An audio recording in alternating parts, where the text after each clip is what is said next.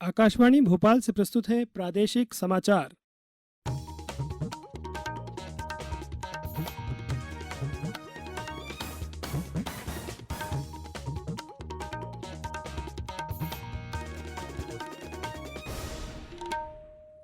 नमस्कार, समाचारों के साथ मैं नवनीत चौबे।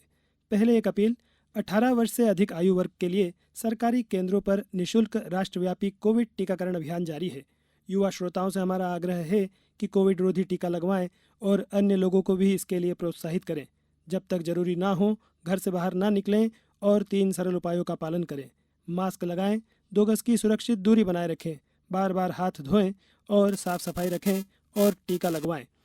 कोविड से संबंधित जानकारी देने और मार्गदर्शन के लिए राष्ट्रीय हेल्पलाइन कार्यरत है। इसका नंबर है 011-2397-8046 और 1075।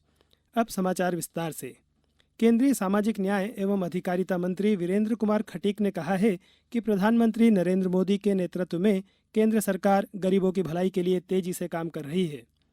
प्रधानमंत्री आवास योजना, उज्ज्वला योजना और आयुष्मान भारत जैसी योजनाओं से लोगों के जीवन में सकारात्मक बदलाव आया है। अपनी जन आशीर्वाद यात्रा के दौरान भोपाल पहुंचे केंद्रीय मंत्री श्री खटीक ने आज पत्रकारों से चर्चा करते हुए कहा कि केंद्र सरकार गरीबों के कल्याण के लिए समर्पित है। पिछड़े वर्ग के सामाजिक आर्थिक उत्थान के लिए पिछड़ा वर्ग आरक्षण संशोधन विधेयक संसद के दोनों सदनों में पारित किया जा चुका है। उन्होंने बताया कि कोरोना काल में गरीबों की मदद के लिए देश के 80 करोड़ लोगों को निःशुल्क अनाज उपलब्ध कराया जा रहा है। कोरोना से बचाव के लिए लगभग 55 करोड़ लोगों का टीकाकरण भी किया जा चुका है। मुख्यमंत्री शिवराज सिंह चौहान ने कहा है कि अतिवर्षा से प्रभावित हुए लोगों को सहायता देने में सरकार कोई कोर कसर नहीं छोड़ेगी। सभी प्रभावितों को इस आपदा से उबरने के लिए सरकार तेजी से काम कर रही है। मुख्यमंत्री श्री चौहान कल शिवपुरी जिले के मगरोनी में बाढ़ प्रभावित परिवारों से चर्चा कर रहे थे। मुख्यमंत्री श्री चौहान ने कहा है कि तात्कालिक तौर पर बाढ़ प्रभावित परिवारों को 6,000 रुपये, 50 किलो अनाज और रोजमर्रा की जरूरतों का अन्य सामान मुहैया कराया गया है।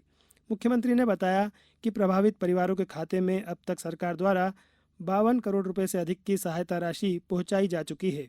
सर्वे के आधार पर और आर्थिक सहायता दी जाएगी। लोक निर्माण राज्य मंत्री सुरेश धाकड़, विधायक वीरेंद्र रघुवंशी सहित जनप्रतिनिधि एवं अधिकारी भी इस दौरान उपस्थित थे। केंद्र सरकार ने प्रदेश की महत्वाकांक्षी परियोजना अटल प्रोग्रेस वे के लिए अधिसूचना जारी कर दी है। इस परियोजना का कार्य अगले वर्ष से शुरू हो जाएगा। 7,000 करोड़ लागत वाली परियोजना के पूरा होने से जहां ग्वालियर चंबल क्षेत्र में आवागमन और सुगम होगा, वहीं औद्योगिक विकास को भी बढ़ावा मिलेगा। मुख्यमंत्री शिवराज सिंह चौहान ने परियोजना की अधिसूचना पर प्रधानमंत्री नरेंद्र मोदी और केंद्रीय सड़क परिवहन एवं राजमार्ग मंत्री नितिन गडकरी का आभार व्यक्त किया है। श्री चौहान ने कहा है कि अटल प्रोग्रेस वे ग्वालियर चंबल संभाग के विकास की जीवन रेखा साबित होगी। 404 किलोमीटर लंबे एक्सप्रेसवे के आसपास औद्योगिक गलियारे का निर्माण कराया जाएगा, जिससे इस क्षेत्र में आर्थिक गतिविधियां बढ़ेगी और लोगों को रोजगार के अवसर भी उपलब्ध होंगे। लोक निर्माण मंत्री गोपाल भार्गव ने कहा कि इस परियोजना की निविदाएं अब अतिशीघ्र जारी की जा सकेगी। परियोजना के लिए राज्य सरकार ने लगभग 1,500 हेक्टेयर भूमि का आधिपत्य केंद्रीय सड़क एवं राजमार्ग मंत्रालय को दे दिया है। माध्यमिक शिक्षा मंडल ने हाई स्कूल और हायर सेकेंडरी की विशेष परीक्षाओं का कार्यक्रम जारी कर दिया है। इस परीक्षा के लिए परीक्षार्थी प्रवेश पत्र 1 सितंबर से एमपी ऑनलाइन पोर्टल से प्राप्त कर सकते हैं।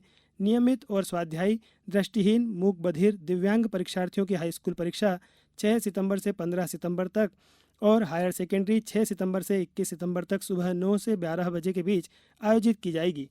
नियमित और स्वाध्यायी छात्रों की प्रायोगिक परीक्षाएं उन्हें आवंटित परीक्षा केंद्र पर निर्धारित अवधि के दौरान ही आयोजित होगी। परीक्षा कार्यक्रम माध्यमिक शिक्षा मंडल की वेबसाइट पर भी देखा जा सकता है। इंडिगो एयरलाइंस ने आज से दिल्ली जबलपुर दिल्ली और मुंबई जबलपुर मुंबई की उड़ानें शुरू कर दी है। नई फ्लाइट के शुभारंभ पर आयोजित कार्यक्रम को केंद्रीय नागरिक उड्डयन मंत्री ज्योतिरादित्य सिंधिया ने वर्चुअली संबोधित किया। मुख्यमंत्री शिवराज सिंह चौहान और सांसद राकेश सिंह इस कार्यक्रम में वर्चुअली शामिल हुए। अब कुछ समाचार संक्षेप में। भोपाल में भाजपा के नवनियुक्त प्रदेश प्रवक्ताओं और मीडिया प्रभारियों की बैठक आयोजित की जा रही है। मुख्यमंत्री शिवराज सिंह चौहान और पार्टी के प्रदेश अध्यक्ष वीडी शर्मा इस बैठक में हिस्सा ले रहे हैं। राज्यपाल मंगूभाई पटेल ने जबलपुर के संभागायुक्त बी चंद्रशेखर को आयुर्विज्ञान विश्वविद्यालय जबलपुर का कुलपति नियुक्त किया है। प्रदेश में अधिकारियों कर्मचारियों के तबादलों की अवधि 31 अगस्त तक बढ़ा दी गई है। प्रदेश में मुहर्रम का पर्व कोरोना गाइडलाइन का पालन करते हुए मनाया जा रहा है। इस बुलेटिन के अंत में एक अपील। हमेशा ध्यान रखें, मास्क और 2 गज की दूरी, हाथ धोना भी है ज़रूरी। नमस्कार।